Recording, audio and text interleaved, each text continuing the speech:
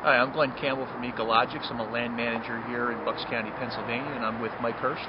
And I am from Highland Hill Farm, and I grow, plant, deliver trees anywhere in the East Coast.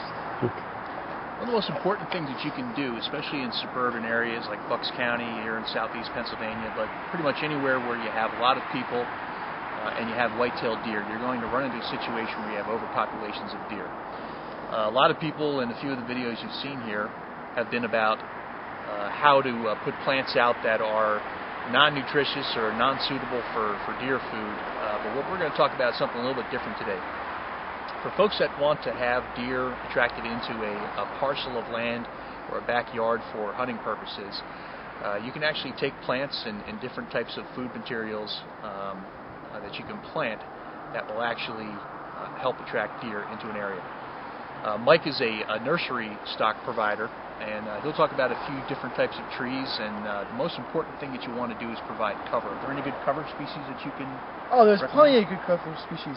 One would be right off the top of my head is a viburnum, and viburnums are a great cover species for many reasons. First off is that if you pan over here, you can see those are viburnums in the background. They provide cover for wind, provide area for them to lay down in, and provide berries for them to eat. In the springtime, they also have flowers and leaves, which are very nutritious for the tree, for the animals to eat as well. Now we're standing in front of a huge green bush right now, which is pretty important, because if you take a look around at some of the plants that you see growing during the wintertime, you'll notice that a lot of them that retain the green, we call them evergreens or coniferous type trees, and they're excellent because they provide what we call thermal cover. Thermal cover is basically a place where an animal can hide and also provide some amount of food. This time of the year, when we have snow on the ground, the animals can't really access what's underneath the snow, so they rely heavily upon different types of trees. A lot of animals will transition from eating things like carnivorous plants to eating deciduous or leaf-shedding trees. They'll start to eat what's known as browse, which is the buds that are on the end of the trees this time of the year. The buds are packed with nutrition.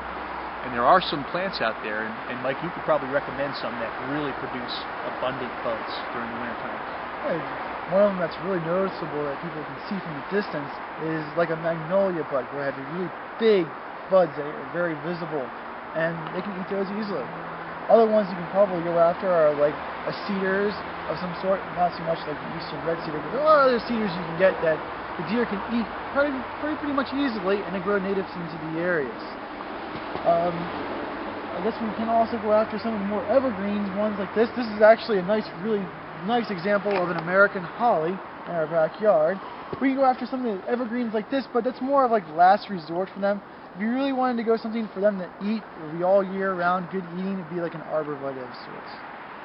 Now all this stuff might seem a little bit overwhelming, but there are different types of actual food plot materials you can place down as well.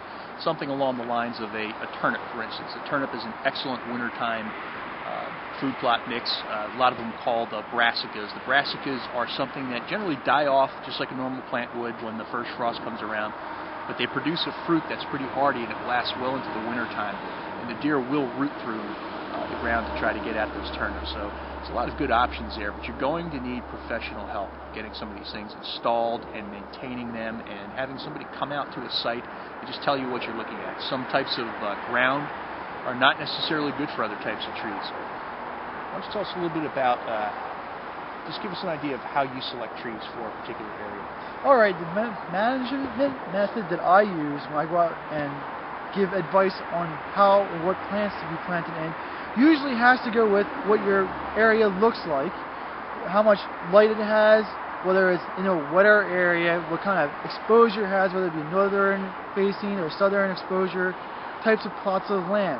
And what I do is I pick out plants that would grow naturally in that area. And I would, if it was for most people, I would pick out plants that you wouldn't want deer, but I can tailor what you need by what types of plants I can put in. For instance, if you didn't want to see your neighbor, I can put in evergreen plants that are nice and thick, and you won't have to see your neighbor. If you want to attract wild birds, I can put in plants that have a small enough berry that the birds can eat. That way, during the winter, they can still eat the berries, and you don't have to go craft bird food. So there's many different ways that I do deal with many different customers who have different needs. I just need to know what your needs are, and I need to know what the site location's needs are. Now in the wintertime it's also important to provide high protein, especially for white-tailed deer, but turkey will also benefit from that. Pelletized protein is something that we provide as a service as well. You can utilize a combination of pelletized protein, which is similar to a horse feed, if you will, in combination with different types of food plots like the brassicas or turnips that we talked about, providing a dense cover for protection against winter elements and also protection against what is perceived to be predators. So you can contact us at Highland Hill Farm. And our number is 215-651-8329. Thank you for your... This is a group of large river birch trees that I have. Anything that's in here that I can't dig with my diggers, I'm going to be giving away, but you'll have to hire someone to come in who has a digger big enough to transplant these. Some of these trees are 6 inches in caliper, as you can see right here. They're multi-stems, single stem, double stem, triple stems. It's a regular straight species river birch. And we're selling this property off, so we're just going to try and get rid of some of these trees. And you can give us a call at 215-651-8329. But again, I'm going to reserve the ones that I can dig, because I'm going to still sell those. But the bigger ones in here that I can't use, you know, they're available. I don't want them cut for firewood, because they're too good a tree for firewood, and they're not quite big enough to make anything out of them for firewood. But some of these trees are 25-30 foot high. As you can see, they're pretty good size. But they're diggable. You can get greenwoods in here to dig them, American treescapes or trees in travel. There's a whole bunch of people that have the equipment in the Delaware Valley area that can actually come out here and dig these for you.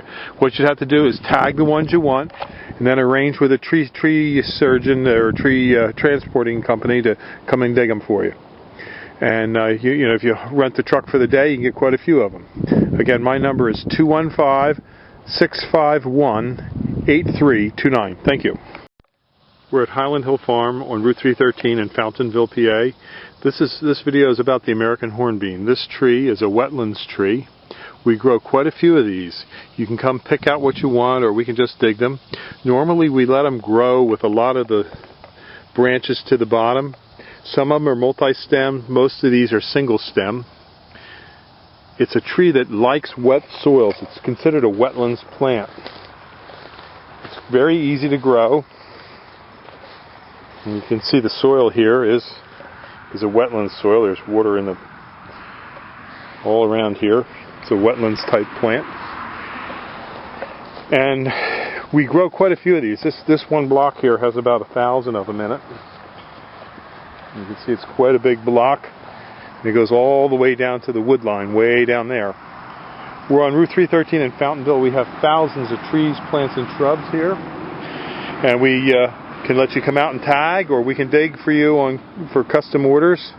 These trees range up to 2.5 inch, 1 inch to 2.5 inch. And we have a lot of other trees, like for example over here we have some viburnums. There's the black haw viburnum in there, and behind it is the white birch. And then across the street we have another farm, and over there we have dawn redwoods in the field over here, also some sycamores and some more river birches. So just give us a call at 215-651-8329. Thank you.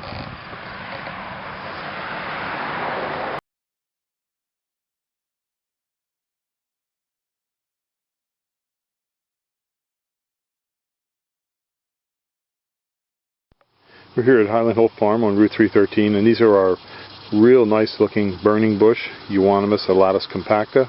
These are about 4 foot high, 4 to 5 foot high, and they're a heavy plant here.